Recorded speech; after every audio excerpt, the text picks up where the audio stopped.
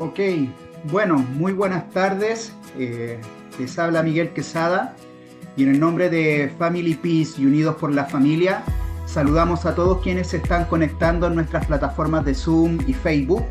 Y para quienes ya están conectados, les damos a cada uno la bienvenida a nuestro ciclo de conferencia de Unidos por la Familia. En esta tercera conferencia tengo el agrado de presentar a un invitado de la casa de Family Peace. Él es Juliano Screaming de Brasil. Juliano es ingeniero civil, profesor universitario por 10 años, cuenta con una formación en teología. Él tiene 26 años de matrimonio, su esposa es de Colombia, con quien tiene 2 hijos. Nuestro ingeniero Juliano forma parte de Family Peace Brasil, realizando conferencias a nivel nacional e internacional. Recientemente, en el año 2023, estuvo dando charlas en Ciudad del Este, Asunción y en Bogotá de Colombia, compartiendo escenarios con Miklos Lucas, Carolina Cuenca, Nicolás Márquez, Samuel Ángel, entre otros. Sin más palabras, queremos dar la bienvenida a Juliano. Juliano, ¿cómo estás?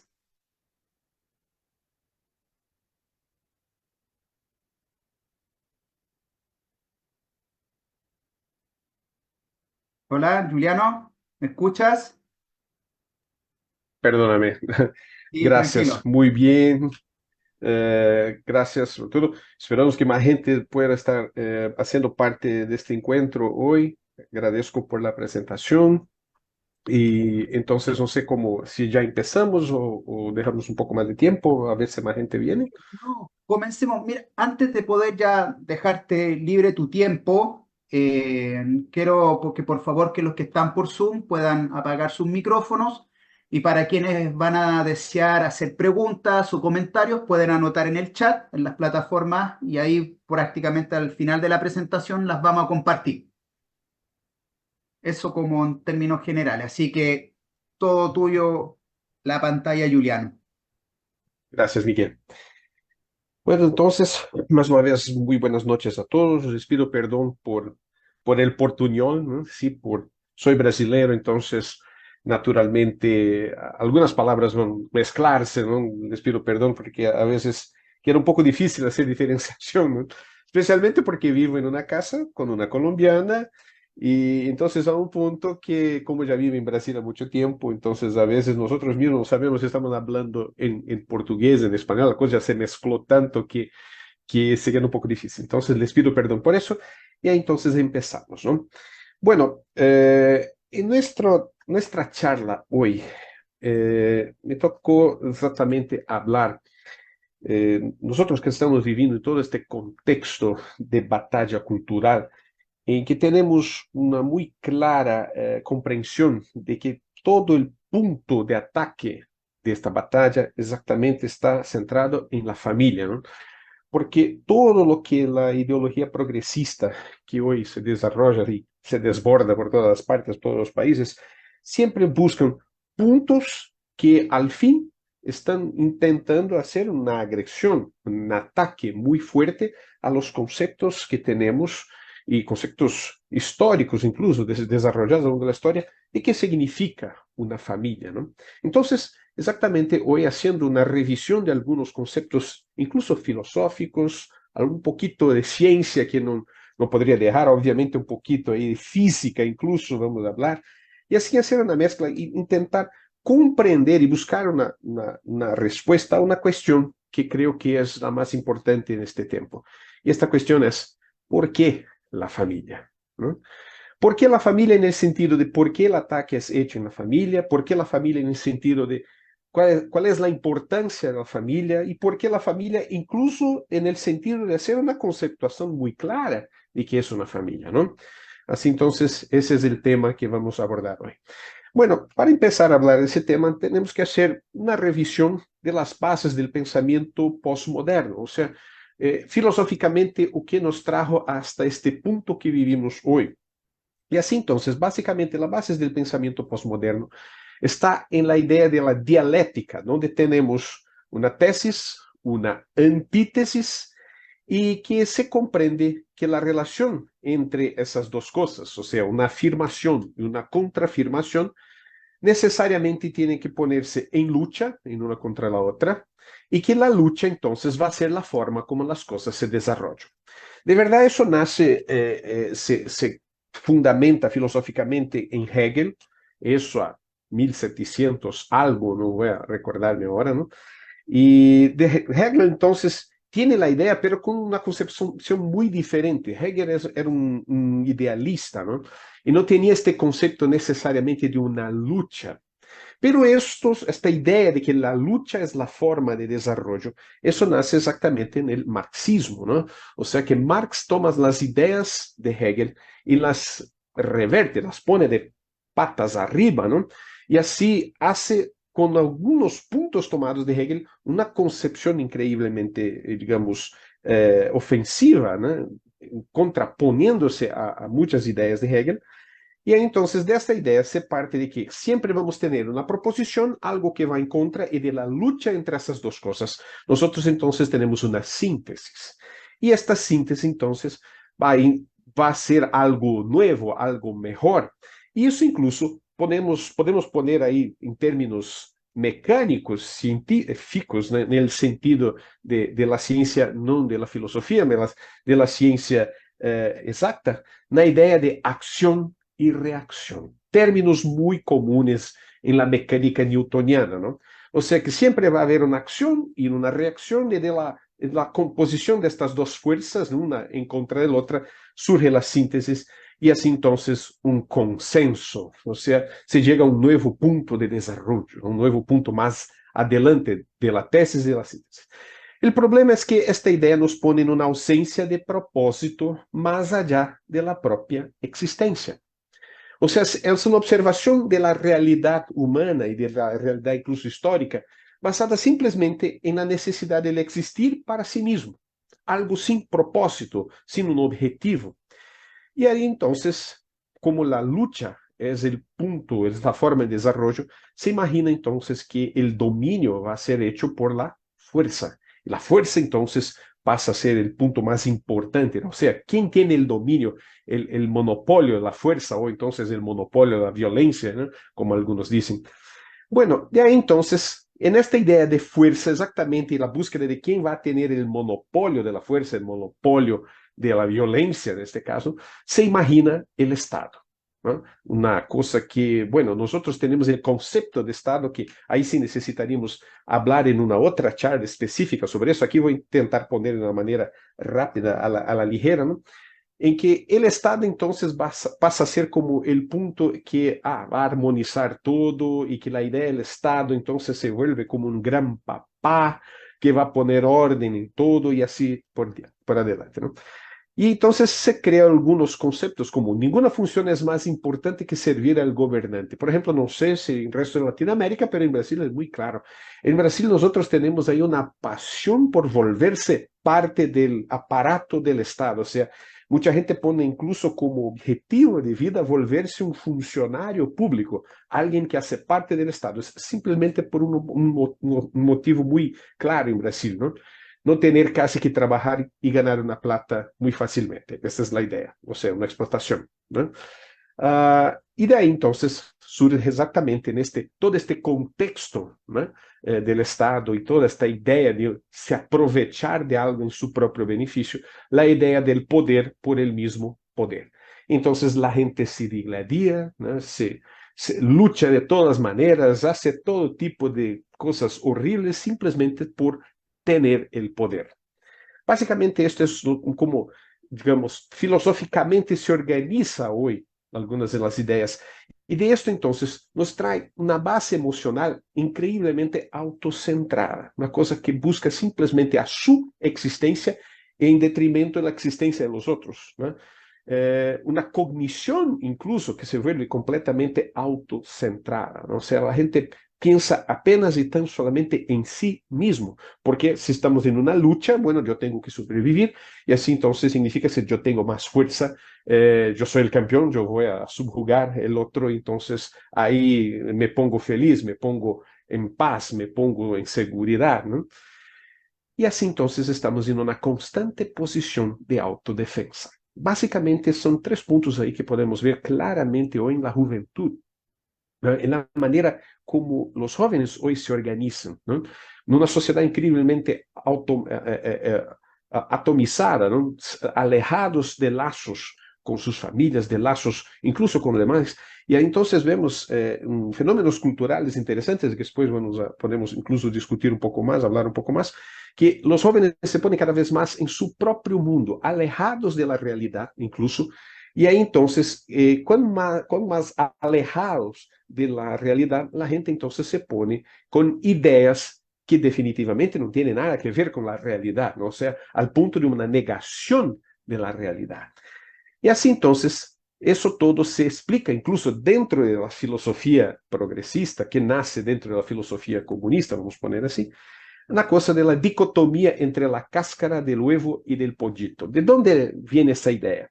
La idea entonces de la cáscara del huevo y del pollito fue utilizada para explicarse que la vida por sí misma es un proceso de lucha y que hay que luchar el tiempo todo. En todos los instantes, en todos los momentos se está luchando. Incluso, por ejemplo, con el pollito va a nacer. El pollito entonces, antes de nacer, tiene la cáscara del huevo y la cáscara del huevo se mira entonces como algo que está impidiendo el pollito de nacer. O sea, la cáscara del huevo se vuelve el gran enemigo del pollito.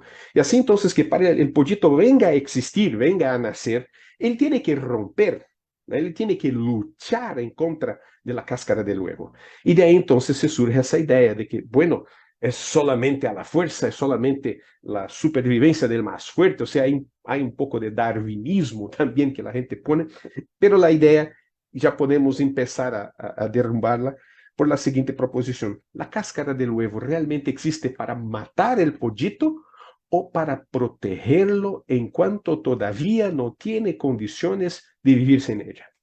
Ese es el punto central. De hecho, muchas estructuras que tenemos, ¿no? Y de hecho incluso la protección que a veces tenemos de los papás y de las mamás son como esta cáscara, la estructura familiar va a funcionar como esta cáscara del huevo, ¿no? A protegernos en cuanto todavía no tenemos madurez, en cuanto todavía no tenemos condiciones de vivir por nosotros mismos. Y ahí entonces se vuelve realmente como un cerco de protección, ¿eh? Como algo que nos cubre. Pero a medida que nosotros vamos desarrollando, que vamos madurando, automáticamente vamos a salir de esta cáscara del huevo, incluso vamos a componer nuestra propia cáscara del huevo, o sea, nuestra propia familia, ¿no? Y de ahí entonces es que la idea comienza a ver que esos conceptos que simplesmente se cambian términos o se hacen sofismas, ¿no? Ideas mentirosas, están plegados por todas las partes, especialmente en el sistema educacional.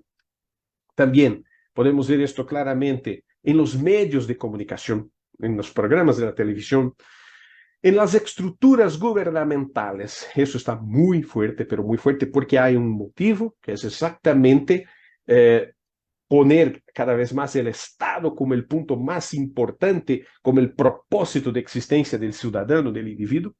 Y obviamente hoy esto ya llega hasta las empresas, ¿no? Hasta el sector privado, o que es realmente catastrófico, ¿no? Y de ahí entonces algunas consideraciones necesitan ser hechas, ¿no? Bueno, si escuchamos esto de que, bueno, es un principio que tiene a ver con acción y reacción, mira, hay toda una contextación científica, entonces suena ser algo realmente lógico y científico incluso, en función de la semejanza con la tercera ley de Newton, ¿no? La tercera ley de Newton habla sobre acción y reacción, en que afirma que toda acción genera una reacción de igual intensidad, pero en sentido opuesto. Este es el enunciado de la tercera ley de Newton. Bueno, ahí entonces, haciendo simplemente un juego de palabras, ¿no? Poniendo la idea de reacción como algo que es opuesto, en contra, antagónico y por fin conflictivo, o sea, algo que tiene a ver con un conflicto. O sea, la gente cambia, ¿no? Hace un sofisma, un juego de palabras con la idea de reacción hasta llegar al concepto de conflicto.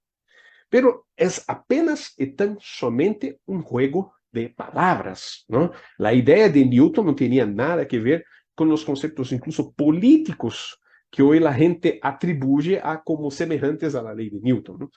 Bueno, y entonces tenemos algunas consecuencias de eso, ¿no? Contra esta idea de conflicto como la base del desarrollo, o entonces se incentiva, vamos a decir así, el antagonismo entre razas. Hay toda una propaganda obviamente intentando ponerse ahí la idea de racismo, y no podemos negar que hubo racismo. Brasil, por ejemplo, fue el último país del mundo, creo yo, a hacer la abolición de los esclavos, ¿no? Entonces tuvimos una historia muy terrible en relación a la esclavitud en Brasil, pero de hecho que hoy se ponen ya algunos presupuestos, ¿no? Y algunos presupuestos que necesariamente no son verdaderos. Por ejemplo, recientemente en Brasil hubo el caso de una ciudad en Brasil que quería hacer como decretar un día en homenaje a Nelson Mandela, ¿no? El líder sudafricano. Y en el medio de la votación, varios parlamentares del Estado, o mejor, no fue la ciudad, fue el Estado de São Paulo, ¿no? Creo yo, y en el medio de la votación, un diputado de color de piel negro se preguntar si aceptaba, si estaba a favor de Recording in progress. de la constitución de esta data conmemorativa Nelson Mandela. Este señor dijo que no, no lo acepto, soy en contra. Y necesariamente todos le preguntaron, pero usted es negro, usted tiene que ser a favor. ¿Cómo así? Y él mismo dijo exactamente esta idea de que porque yo soy negro, yo tengo que pensar de una manera, tengo que actuar de una manera. Esto sí es racismo.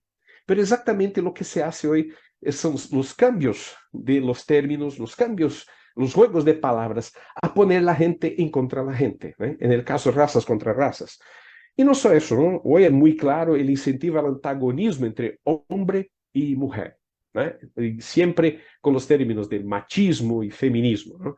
O sea, hay un interés que se ponga realmente hombre y mujer en contra uno del otro, porque exactamente esa es la única manera que tenemos ahí efectiva de destrozar, ¿no? Con la familia. Destrozar con eso e incluso llegar al punto de que la gestación, ¿no? La producción de la vida humana ya no sea así una dádiva divina del encuentro de hombre y mujer, de las dos creaciones divinas, y se vuelva simplemente como una producción animal. Aparentemente es eso que la gente pone, ¿no? A poner el hombre incluso con la idea de que el hombre es simplemente un animal. Y así entonces como un animal, así como nosotros criamos ganado, ¿no? Criamos ovejas y así por adelante, que se haga lo mismo con la raza humana.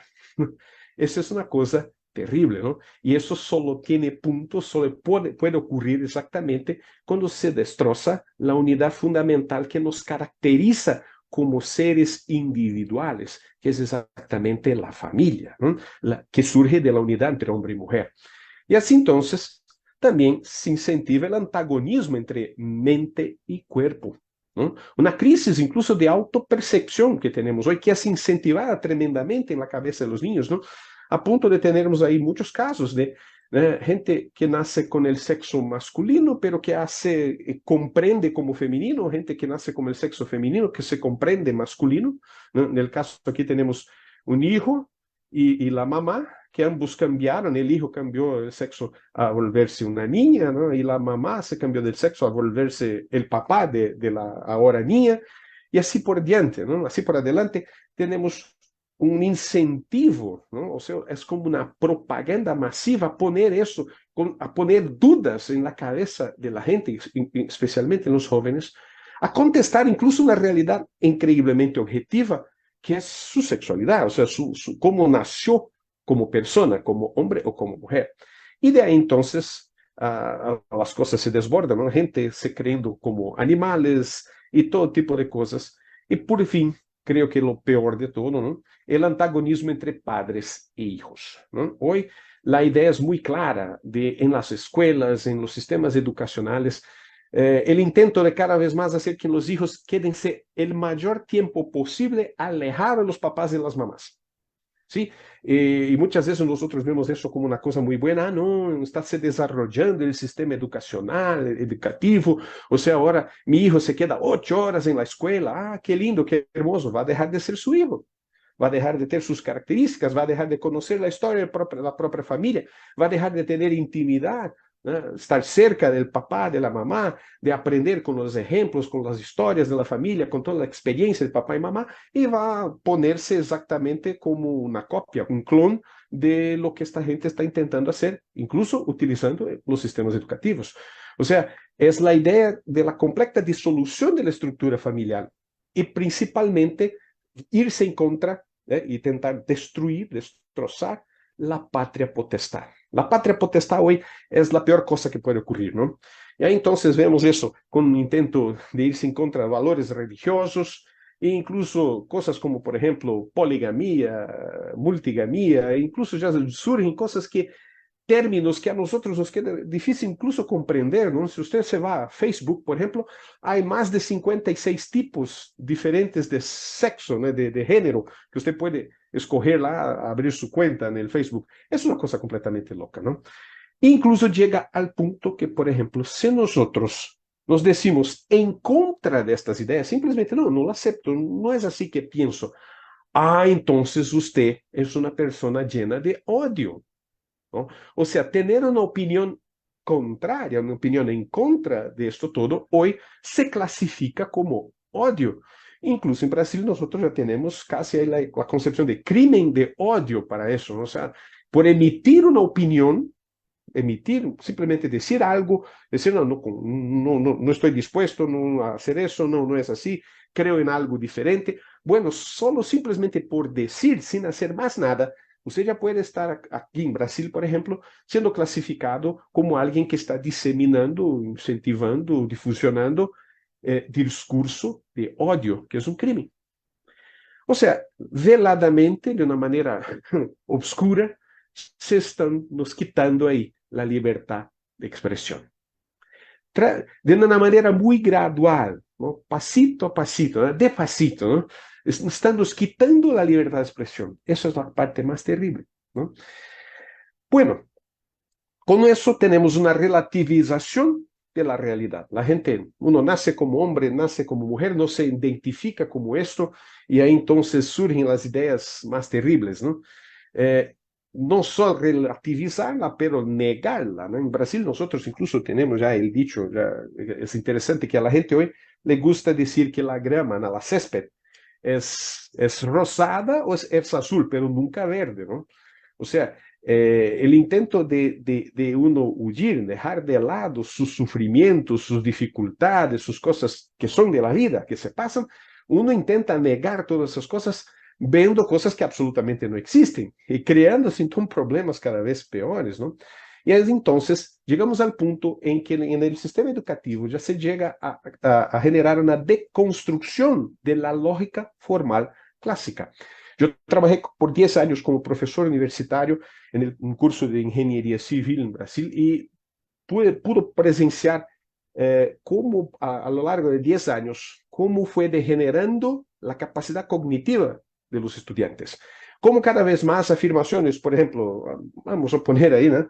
De una premisa mayor a una premisa menor y llegar a una conclusión. Ah, sí, clásico, ¿no?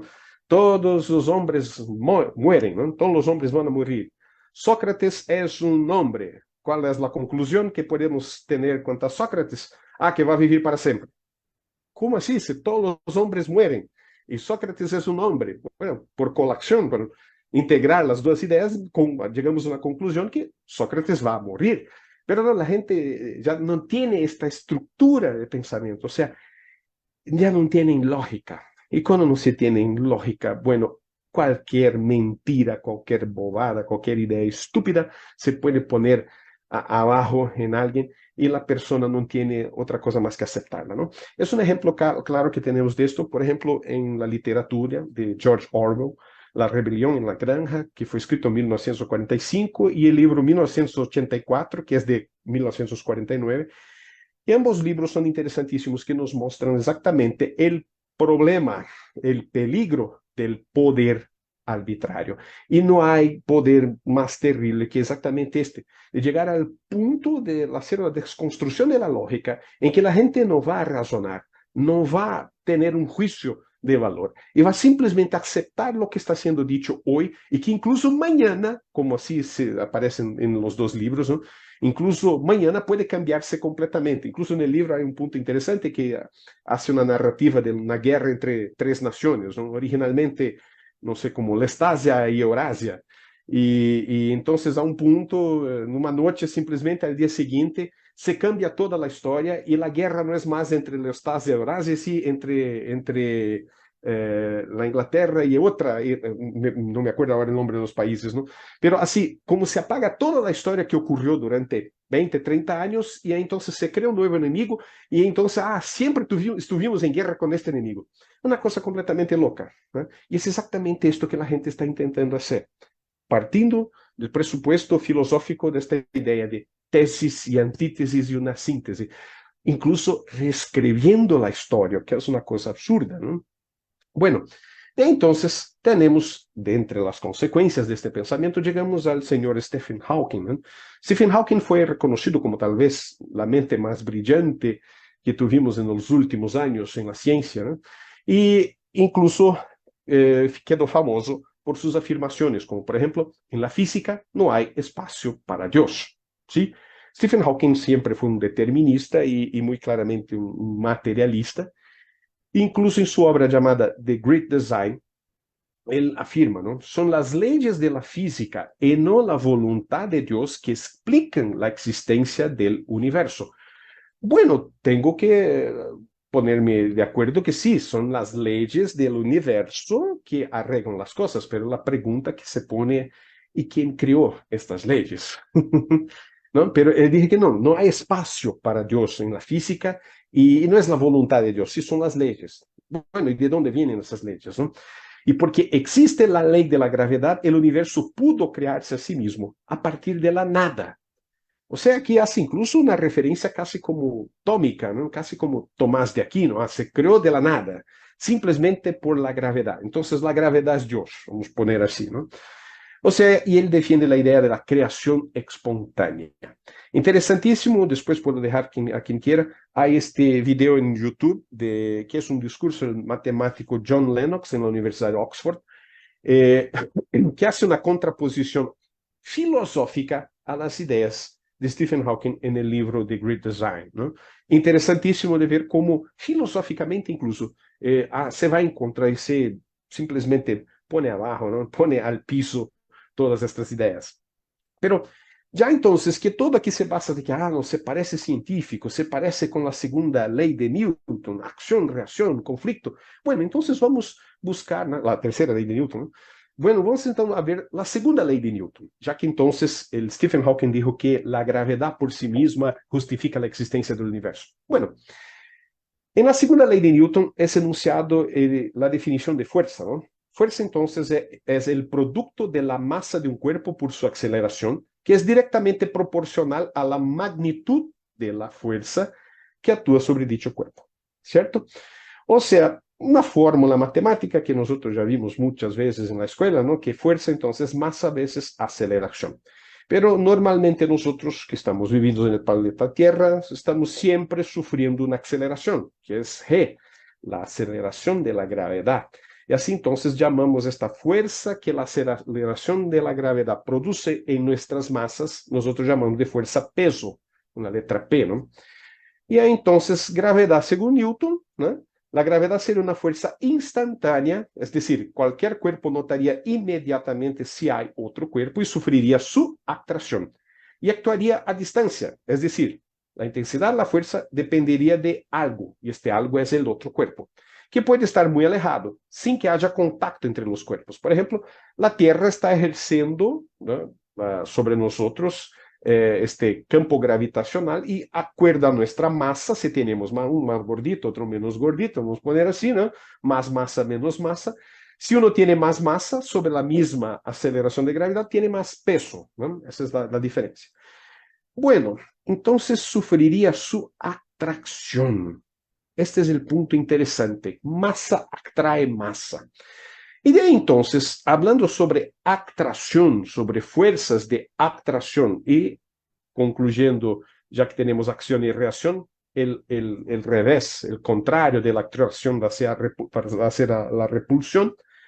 Bueno, vamos entonces a otra ley de Newton, ¿no? La ley de la gravitación universal, ¿no? Donde la gravitación universal de Newton pone que si tenemos dos cuerpos celestiales, como el Sol, que tiene una masa grandísima, y la Tierra, que tiene una masa increíblemente grande, pero muchas veces menor que del Sol, estas dos masas entonces se atraen. ¿Sí? Ellas se atraen. Y la ecuación de Newton para esto, para esta atracción, fue lo que está aquí en la pantalla, ¿no? la fuerza de la gravitación universal, de la atracción entre dos masas en el cosmos, en el sistema solar, por ejemplo aquí, va a ser F igual a G, que es la constante de gravitación universal, M, que es la masa del mayor, que es la masa del mayor cuerpo, M pequeño, que es la masa del menor cuerpo, y D entonces es la distancia entre los dos, que entonces va a ponerse al cuadrado dividiendo todo. Interesante, este es el enunciado de la ley de la gravitación universal de Newton. Pero si nosotros vamos a ver ahora, saliendo del macro, ¿no?, del sistema solar, que es gigantesco, y ponernos a observar las menores partes que componen la materia, ¿no? Vamos a hablar ahí entonces de protones y electrones, de cargas positivas y cargas negativas. Sabemos nosotros, por la cuestión de la electricidad, que hoy es increíblemente difundida, todo el mundo, todas las personas ya nacen en contacto con este fenómeno, ¿no? Que cargas eléctricas iguales se repelen, se repulsan, y cargas eléctricas diferentes se atraen. Bueno, interesante. ¿Quién ecuacionó esto? Ah, entonces fue Coulomb. Y la ley de Coulomb, mira qué interesante. Tiene una fuerza de atracción, ¿no?, una fuerza de atracción que pone esas dos cargas o a atraerse o repeliéndose. Y la ley de Coulomb entonces pone que tenemos una constante dieléctrica K, la carga de una de las partículas, la carga de la otra de las partículas dividido por el cuadrado de la distancia entre ellas. Bueno, señores, aquí está el punto. Las dos ecuaciones, si fuimos a ver, bueno, estamos hablando en una de masa, en la de Coulomb hablamos de carga, hablamos de constante de gravitación en la primera y hablamos de constante dieléctrica en la segunda, pero matemáticamente es la misma cosa. O sea, matemáticamente el raciocinio, la lógica que rige la relación que tenemos entre planetas, entre el Sol y los planetas en el sistema solar, es la misma lógica matemática que rige la relación entre cargas eléctricas dentro de un átomo. O sea, es una cosa increíble. Si nosotros vamos a ver eso, una misma idea, un mismo concepto matemático sirve para una cosa en una dimensión macro y para algo tan pequeño. Bueno, señores, a mí eso me parece muy claro, de que hay realmente un great design, así como Stephen Hawking habló en su libro, ¿no? Pero este great design, o sea, este gran proyecto, este gran plan, es algo increíblemente inteligente y que no ocurrió por acaso, ¿no? Y así entonces tenemos que comprender un concepto, ¿no? Para que existan fuerzas, es necesario, porque lo vimos aquí, ¿no?, existir paridad y interrelación. O sea, una relación entre sujetos y objetos, entre actuantes y correspondientes, ¿no? Así entonces, ejemplos de paridad e interrelación, ya podemos poner allí, ¿no?, protones y electrones. Protones y electrones interactúan y su interactuación genera un átomo. Por su vez, en el ser humano tenemos mente y cuerpo que interactúan para la formación de un individuo.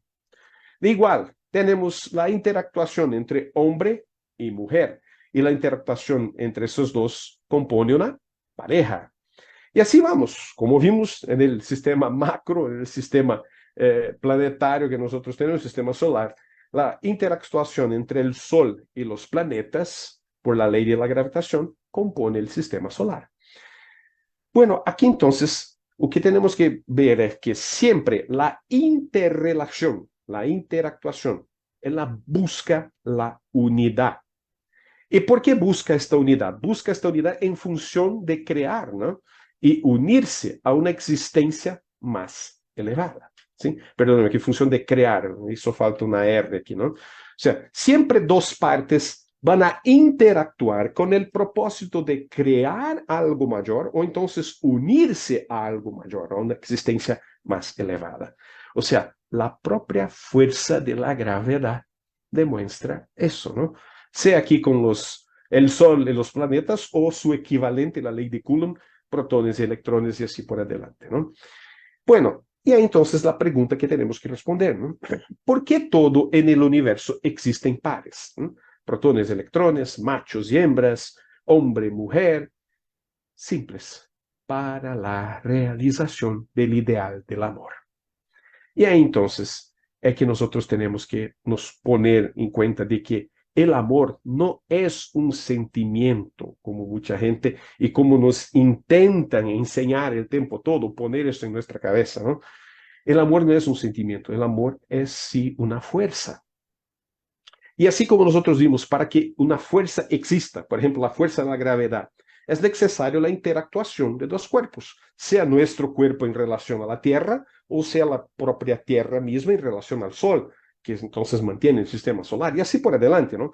O sea, para que una fuerza ocurra, venga a existir, es necesaria la interactuación entre dos partes.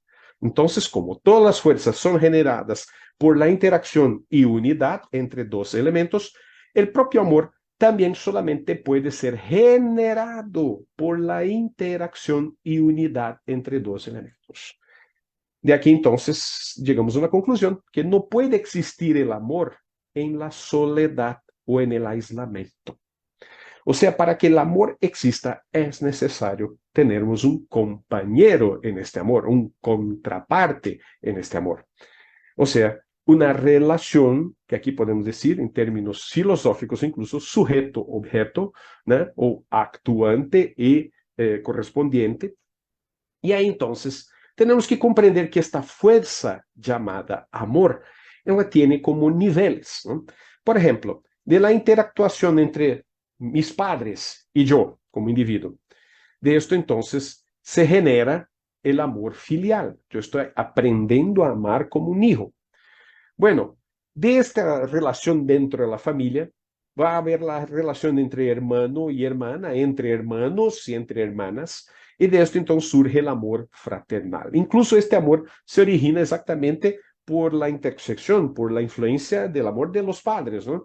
Muchas veces cuando hay peleas entre hermanos, ¿no? Que casi, ¿no? ¿Quién no tuvo un hermano, una hermana con quien se peleó, ¿no? Eso es una cosa que siempre ocurre, ¿no? Hay conflictos de intereses, entonces el papá y la mamá hacen una intervención diciendo, no, usted no puede hacer eso, mira, es tu hermano, ustedes tienen el mismo origen, ustedes tienen, hacen parte de la misma familia, ustedes son semejantes, tienen que comprenderse, y así entonces, por esta intervención de los papás, se engendra el amor fraternal, ¿no? Los papás tienen un papel importante en hacer con que este amor surja en la familia. Bueno, de eso entonces, desarrollando el amor filial, el amor fraternal, uno llega entonces a un punto de madurez. Y al llegar a un cierto punto de madurez, va a buscar el sexo opuesto. O sea, va a buscar la relación entre esposo y esposa. Y de aquí entonces surge el amor conyugal, ¿no? Y de este amor conyugal se reinicia todo el ciclo. ¿Por qué? El reinicio empieza porque de la relación entre esposo y esposa surgen hijos. Y ahí entonces yo ahora, no más como un hijo, más como un papá o como una mamá, voy entonces a desarrollar el último nivel de amor, el amor paternal. O sea, para que nosotros tengamos la completa experiencia del amor, tenemos que pasar por estos 4 niveles. Sin experimentar estos 4 niveles, nosotros no tenemos condiciones de decir que en definitivo experimentamos amor. El problema es que normalmente la idea es distorsionada, ¿no? A ver, por ejemplo, la idea sería que estos amores desarrollados en el seno de la familia iban a ser, la sua mayoría, llevados a la sociedad. Por ejemplo, el amor filial. Yo aprendo a amar a mis padres, ¿no? Como un hijo. Voy a aprender a amar a mis maestros, mi jefe en el trabajo, las personas más viejas ¿no? De mayor edad que conozca en la sociedad, como mis papás. Aprendo a amar mis hermanos en casa, o sea, aquellos que tienen la misma edad que yo, mis colegas en el trabajo, mis colegas en los estudios, en la escuela, en la universidad, así, a donde sea, donde yo vaya, encuentre gente con la misma edad que yo, tengo que verlos como mis hermanos, como mis hermanas. De igual, perdón, así como yo amo a mis hijos en la casa, tengo que ver a mis alumnos en la escuela, si yo soy un maestro, a mis empleados en el trabajo, en la empresa que yo sea, el jefe que sea, o el dueño, a ver todos estos como mis hijos. Y así entonces el amor que se aprende, ¿no? Se comprende, se desarrolla dentro de la familia, esto es llevado a la sociedad. Pero hay un amor que esto sí no hay cómo se compartir, que es exactamente el amor conyugal. O sea, el amor conyugal es el amor que representa el carácter único, ¿no?, del amor de Dios. Este amor se rompe cuando uno comparte con otra gente, ¿no? Pero interesante es exactamente lo que nosotros hacemos. Tenemos tremenda dificultad de amar a los de mayor edad que nosotros como nuestros padres. Tenemos tremenda dificultad de amar a los otros que tienen la misma edad que nosotros como nuestros hermanos. Tenemos tremenda dificultad de amar a los menores que nosotros como nuestros hijos, ¿no?, como amamos nuestros hijos. Pero es increíblemente fácil amar a otra mujer o a otro hombre como siendo mi esposo o mi esposa y así traicionar. O sea, ahí entonces hay un punto en que esta estructura hoy, ¿no?, este mecanismo de la fuerza llamada amor, esos niveles están de hecho distorsionados. Y eso entonces tenemos que hablar en una otra charla sobre, incluso sobre la visión religiosa que propone contra eso, y así hacernos dentro de la filosofía también trabajar un poco de esas ideas. Creo que hoy no va a ser el punto, pero hay un problema, hay una situación problemática que exactamente distorsionó todos los niveles de amor que nosotros tenemos.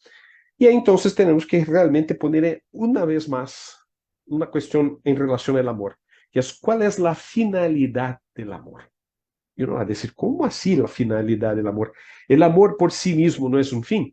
Bueno, yo diría que a Dios sí, a Dios el amor es un fin por sí mismo, pero a nosotros no, porque a nosotros el amor tiene una finalidad, que es exactamente asemejarnos a Dios. Siendo el amor la esencia original de la existencia divina, experimentarmos correctamente los 4 niveles de amor que nosotros hemos hablado ahora ali, es exactamente lo que nosotros tenemos que hacer para definitivamente, por esta experiencia y tenermos éxito en estos 4 niveles de amor, ahí entonces desarrollarmos una naturaleza semejante a Dios, o sea, una naturaleza de Padre que ama, que esta es la naturaleza de Dios en relación a todos nosotros, ¿no? O sea, el propósito entonces del amor es hacernos como imagen y semejanza a Dios. Así como está en Génesis 1:27. Crió Dios al hombre a su imagen. A imagen de Dios lo crió. Varón y hembra los crió. O sea, la pregunta que cabe aquí es, bueno, si Dios los crió como varón y hembra, ¿puede el varón solo ser imagen y semejanza de Dios? ¿Puede la hembra solo, o sea, la mujer sola, ser imagen y semejanza de Dios? Ahí está una cuestión ontológica que nosotros tenemos que contestar, ¿no? O sea, de Dios, que es el origen de todos nosotros, su creación entonces es de hecho un acto de dividir de su naturaleza. O sea, la naturaleza de Dios en la creación divina se divide, en el caso humano, entre hombre y mujer. Obviamente el hombre tiene una relación con Dios, la mujer tiene su relación particular con Dios, son naturalezas distintas, son naturalezas realmente diferentes, pero de hecho que la interacción entre esas dos naturalezas distintas y estas dos naturalezas, la masculina y la femenina, buscando la unidad, ¿sí?, es exactamente el propósito que nosotros tenemos en vida. Buscar unir las dos mitades de Dios. Cada uno de nosotros como individuos, como hombre y como mujer, tienen cada uno una mitad de la naturaleza divina. Y el encuentro con Dios, de hecho, solo se puede efectivar cuando estas dos mitades están en perfecta unidad. Y en esta perfecta unidad en amor, en todas las dimensiones, incluso la dimensión física, la dimensión sexual. De esta unidad, entonces, surgen los hijos. Y los hijos, entonces, al ver el ejemplo que van a recibir de papá y mamá, ¿no?, de papá y mamá como una unidad que representa la imagen y semejanza de Dios, pasan entonces a tener también como una unión de esas dos naturalezas, tener una relación con la origen de todo, que es Dios. Y de esto entonces empieza nuevamente todo el proceso. Cada uno de los hijos va a tener una expresión de masculinidad o feminilidad que va a tener que buscar armonizar y así entonces, o sea, el ideal de familia es lo que nos permite hacer parte de la creación divina como co-creadores y así dar secuencia, ¿no?, poner adelante el ideal de Dios. Y aquí entonces, unos puntos interesantes. El dibujo que tengo aquí creo que es un poco difícil de que la gente vea, pero exactamente el dibujo que tenemos aquí es de hecho un sólido tridimensional, así como está aquí. Ó. Este sólido tridimensional es llamado de tetraedro, que es incluso en la geometría el mínimo sólido geométrico regular. Para nosotros en la ingeniería, esta sería una estructura que nosotros llamamos de la mínima estructura isostática, ¿cierto? La estructura más económica que podríamos tener, ¿no?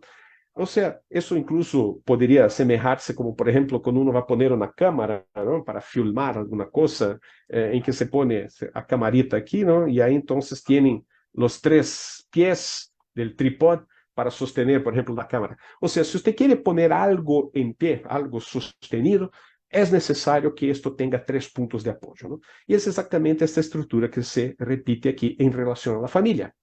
Dios, hombre, mujer y los hijos. Esto es entonces la estructura donde la imagen y semejanza de Dios se reflete, ¿no? Se refleja en la creación y se perpetúa, o sea, tiene continuidad a partir de eso, ¿no? Es así entonces que el proceso de creación y de continuación de la obra divina se hace. Mas podemos ver eso, por ejemplo, en la valencia del carbono. El carbono, que es el elemento químico esencial de la vida, ¿no? El carbono, entonces, tenemos el átomo de carbono, que tiene una valencia con otros 4 átomos, por ejemplo, de hidrógeno, ¿no? Y ahí, entonces, tenemos, en el caso, la molécula de metano, ¿no? Donde pone exactamente esta estructura que está aquí, ¿no?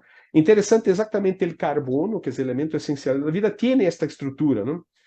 Donde podemos ver claramente Dios, hombre, mujer, hijos. Obviamente estoy hablando estructuralmente, cómo esa estructura se replica en otras partes de la creación, pero aquí entonces hay un punto interesante, ¿no? Si cada uno de los átomos de hidrógeno aquí representan una de las 4 posiciones, Dios, hombre, mujer, hijos, ¿qué sería entonces el átomo de carbono al centro? Sería exactamente el amor verdadero. Pero tenemos que comprender el amor no solamente sobre una óptica sentimental, porque fue exactamente esto que destruyó y que sigue destruyendo todo, ¿no? Visto el amor sobre una óptica sentimental, el amor entonces cambia a una cosa pasajera, efémera, tiene un plazo de validad, ¿no? Que va hasta un punto y ya, no más, no existe. Pero el amor verdadero es de hecho eterno. ¿Sí? Y no hay dolor peor a un ser humano do que sentirse o sentir el dolor de la traición del amor. Entonces es el punto central que hoy la gente no comprende y que eso incluso es me gusta decir que esto es parte de un proyecto de ingeniería social, de poner la idea del amor como algo simplesmente sentimental. Incluso en Brasil tenemos músicas, ¿no? Que dicen, por ejemplo, que el amor sea eterno en cuanto perdure, en cuanto exista. O sea, cuando no existe más ya deja de ser eterno. Entonces no es eterno, ¿no? Es una relativización, así como tenemos la relativización de la realidad, la relativización moral, ¿no? Y la peor de todas sería la relativización del concepto de amor, ¿no? A ponerlo simplemente como algo emocional, sentimental. Sí, los sentimientos cambian, ¿no? Sí, los sentimientos cambian, pero el amor no cambia. Incluso se confunde el amar con gust. Ah, me gusta. Ah, me gusta tal persona. Bueno, necesariamente el hecho de que uno le gusta a otra persona no significa que la ama, ¿no? Y por el contrario, lo mismo. Ah, no me gusta esta persona, lo que está haciendo, no me gusta la manera, pero la amo. ¿Cómo así? Sí, es posible. A muchos papás les garanto decir que no les gusta absolutamente nada de su hijo por estar en la cárcel, por haber cometido un crimen, por tener matado gente, traficado drogas o lo que sea, pero porque lo ama y tiene todavía esperanza de ver que su vida cambie. Por cierto, que en los días de visitación en la prisión, el papá y la mamá están allá, mismo que no le guste eso, porque a ningún papá o mamá le va a gustar estar visitando un hijo en la cárcel. O sea, mismo no gustando de esta situación, algo que realmente no le gusta, por amor lo hace. Y así entonces ese es un concepto que hoy la juventud no tiene, porque vivimos en un tiempo completamente hedonista, en que incluso el amor tiene que ser algo simplemente bueno, el tiempo todo que me traga satisfacción en el sentido momentáneo, pero muchas veces momentáneamente no va a haber satisfacción. Por ejemplo, quien es papá o mamá, no conozco nadie que le guste, sea una maravilla cambiar pañales, ¿no? Instantáneamente usted ve todo el montón de caca en el pañal, siente el olor, no le gusta, pero por el bien de su hijo, se va lá, se lo quita, se pone otro pañal, pone en la basura y ya, tranquilo. Pero momentáneamente no es una cosa que le da placer, pero va a dar mucha satisfacción y mucho placer en ver que su hijo creció saludable, feliz, fuerte, se desarrolló. O sea, tenemos que saber sacrificar muchas veces las cosas que son momentáneas, que son instantáneas, por el bien futuro. Y si no lo hacemos, este se vuelve un problema. Así entonces que el amor mismo tiene una dimensión temporal. ¿Sí? Hay una dimensión temporal, hay un desarrollo en el tiempo, así como el desarrollo de los niveles de amor, amor como hijo, amor como hermano, amor como cónyuge, amor como papá, o sea, el amor tiene una dimensión temporal. Y hoy lo que la gente hace y que Hollywood y todos, ¿no? La media, el sistema de comunicación que tenemos es poner el amor como algo sentimental instantáneo. Es una mentira. Esto es exactamente lo que destruye la esencia de la familia. Entonces, es de Venus, ¿no? La pregunta de por qué familia es que vamos a contestar. Pero el punto es, sí, este ideal de familia, ¿cómo se contrapone a las ideas del pensamiento posmoderno? Muy simples. Todo el pensamiento posmoderno entonces se basa en esta idea de tesis, antítesis, síntesis, en la lucha como forma de desarrollo, ausencia de propósito y dominio por la fuerza. Bueno, ¿cómo empezamos a cambiar todo eso? El cambio empieza por reconocernos el punto central de todo este sistema, que es Dios. Si reconocemos a Dios, bueno, cambiamos la idea de tesis para aspecto sujeto y de antítesis para aspecto objeto, y que realmente ellos no están en contra un de otro, pero al revés, están buscando interactuar para buscar en unidad. Están interactuando en busca de unidad y no luchando en busca de poner un más fuerte que el otro y así tienen un victorioso. No, no, no. Es una interactuación en busca de unidad. Y exactamente eso se da por lo que nosotros llamamos aquí de una acción de dar y recibir. Una relación armoniosa que tiene que se poner entre esos dos términos. Y así entonces cambiamos la lucha por interacción y unidad como forma de desarrollo. Después, si tenemos el problema de la ausencia del propósito, bueno, si estos dos aspectos interactúan con el sentido de hacerse semejantes a la naturaleza de Dios, o sea, dejamos el problema de la ausencia de propósito y tenemos entonces un propósito claro en todo lo que hacemos de hacernos semejantes a Dios, o sea, de encarnarnos el amor de Dios, sea a nivel de familia, sea a nivel de individuo, sea a nivel de sociedad, o sea, este principio que aquí está de la relación entre sujeto y objeto, una relación armoniosa de dar y recibir, es algo que se aplica en todos estos niveles, de individuo, familia, sociedad y así por adelante, ¿no? Y por fin, la idea de síntesis no tiene mucho sentido y sí la idea de unidad, ¿no? Y que el dominio por la fuerza entonces cámbiase por el dominio por medio del amor. No el amor con el sentido emocional, pero el amor como siendo exactamente el vínculo, como el lazo, como el elo, como la conexión que ponen estas dos partes complementarias en unidad y en esta búsqueda de unidad, al encontrar la unidad, entonces se tiene la felicidad. Y eso entonces, este mecanismo es que es llamado de amor. O sea, hay un proceso de dar y recibir que no se puede negar, ¿no? Y de entonces, de eso, cambiamos con esta manera de pensar, cambiamos nuestra base emocional para una base emocional altruista, donde uno percibe que el propósito de su vida no es simplemente vivir para su propia existencia, mas sí que su existencia tiene un propósito y que cuando estamos cumpliendo, ¿no? Cumpliendo con este propósito, ahí entonces tenemos satisfacción. nuestra cognición entonces cámbiase a ver el mundo de una manera diferente, ¿no? Tenemos entonces una constante posición no más, ¿no?, de buscar, explotar a los otros, más sí de servir a los demás. Y así, sin dicotomías, o sea, una mentalidad de unidad en búsqueda de siempre progresar.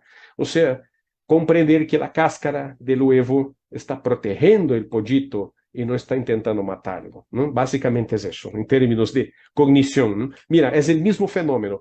Uno puede ver como, la cáscara está intentando matar el pollito, o si usted cambia la visión, cambia la percepción, usted mira, no, la cáscara está intentando proteger al pollito.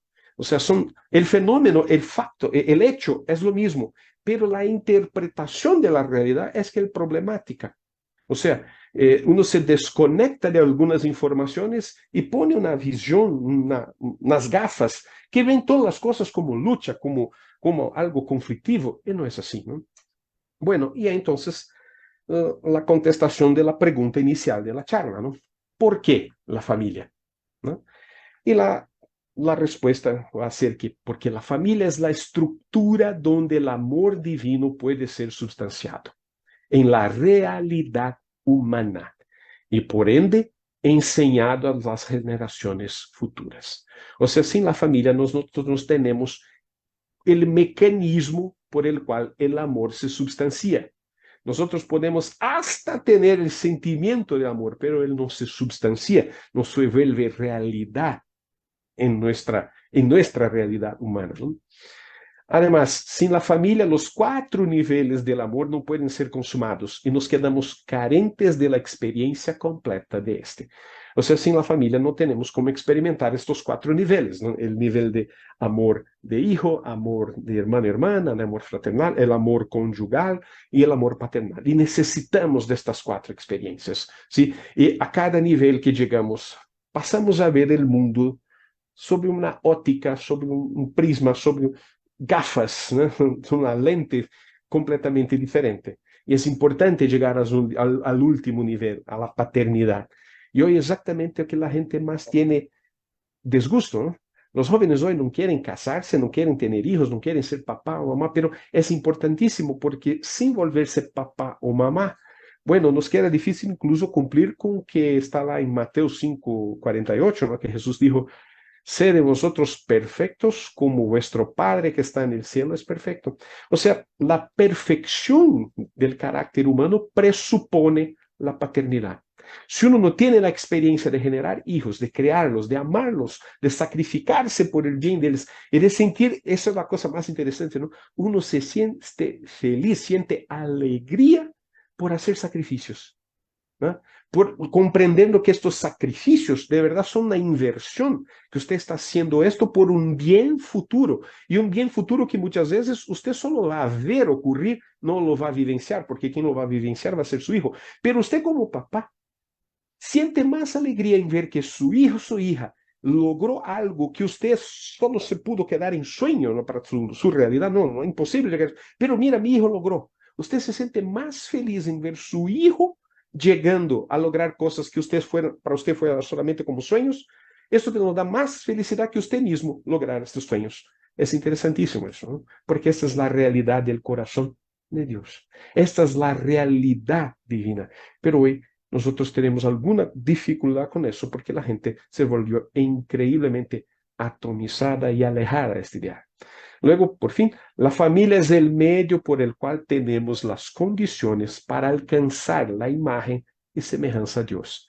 Ella es el propósito central de la creación divina. O sea, queda así difícil incluso hacer una definición de ser humano sin la idea de familia. La familia es central incluso para hacer una definición de qué es el ser humano, porque la definición de qué es el ser humano depende de su propósito, ¿no? Y el propósito pasa por el mecanismo, así decir, de la familia, porque es a través de ella que nos desarrollamos nuestra naturaleza, desarrollamos la experiencia del amor de Dios.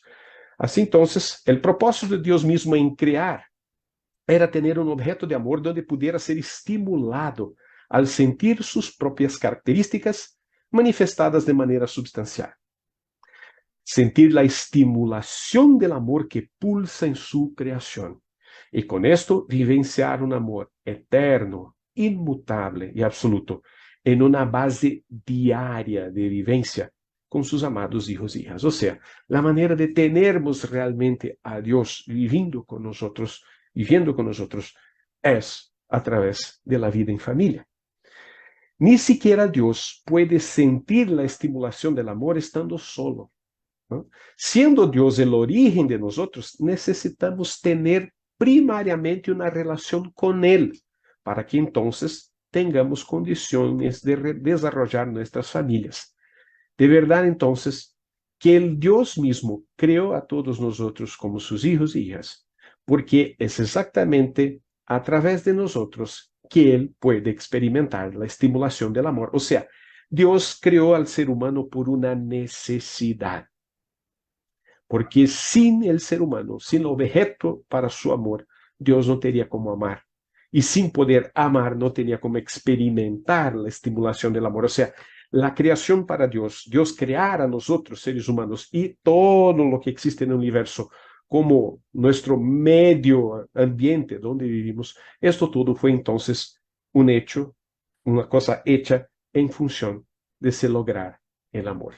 Ese es el propósito de la creación divina, a nosotros el propósito de nuestra existencia. Así entonces, la familia, el punto central de la familia está exactamente de que la lógica de la existencia de la familia es que ésta esté centrada en Dios, nuestra origen, ¿no? De aquí entonces, la idea de una familia centrada en Dios abre las bases para que nosotros podamos comprender todas estas cuestiones de una manera realmente innovadora, ¿no?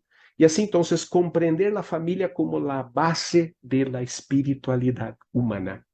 Hablar de espiritualidad alejado del contexto de familia, bueno, no hace mucho sentido, porque estamos en contra incluso del propósito pelo cual Dios nos creó. Y el propósito, a los cristianos eso nos queda claro, por ejemplo, lo que está en Génesis, ¿no? Fructificai, multiplicaos, llenai y dominai la tierra. O sea, ¿cómo hacer eso sin la estructura familiar? Imposible. O sea, la verdadera base de la espiritualidad humana está en la familia. Y exactamente este es el motivo de que todas esas ideologías progresistas y todo eso que estamos viendo hoy tiene como punto de ataque la familia, porque destruyendo la familia, usted está destruyendo ciudadanos libres por su valor y su identidad con la relación con Dios. Y así entonces, destituyendo el ser humano de tener una relación con Dios y tener este valor de esta relación con Dios, nosotros somos entonces reducidos a animales. Y así entonces podemos ser esclavizados. Y es exactamente eso que con esta idea de un superestado, un superpoder, esas cosas increíblemente malucas que vemos hoy en día con las ideologías progresistas, de verdad, eso no es algo ni un poco progresista, es un regreso. Estamos volviendo a Babilonia, estamos volviendo a Egipto, estamos volviendo a estructuras sociales donde la familia estaba simplemente como una manera de procreación de esclavos a sostener una persona que se creía como Dios, que estaba revestida del monopolio de la violencia, del monopolio del poder. Es esto que está ocurriendo. O sea, si nosotros queremos sostener los valores que crearon la civilización occidental y las ideas, ¿no?, de libertad de expresión, ¿no?, todo esto solo puede sostenerse sobre la base de la espiritualidad centrada en una familia basada en Dios. Es esto. Por hoy creo que terminamos entonces nuestra charla. No sé si vamos a tener algún tiempo para cuestiones, no sé cómo va a ser arreglado ahora. Le dejo la palabra al señor Miguel. Hola, hola. Bueno, Juliano, realmente felicitarte. Una charla magistral, bien enriquecedora, realmente muy interdisciplinaria también, porque tocaste realmente diversos temas dentro de un propio hilo conductor. Hablaste de teología, de física, matemática, biología, filosofía. Realmente muy rica la presentación y también, por supuesto, que no tan solo abordaste un problema, le diste una lectura al problema que estamos viviendo hoy en día en este contexto posmoderno, sino también ofreciste una contrapropuesta basada en ciertos principios universales. Entonces, realmente, Juliano, muy agradecido por la presentación. Ahora vamos a ver si es que hay alguna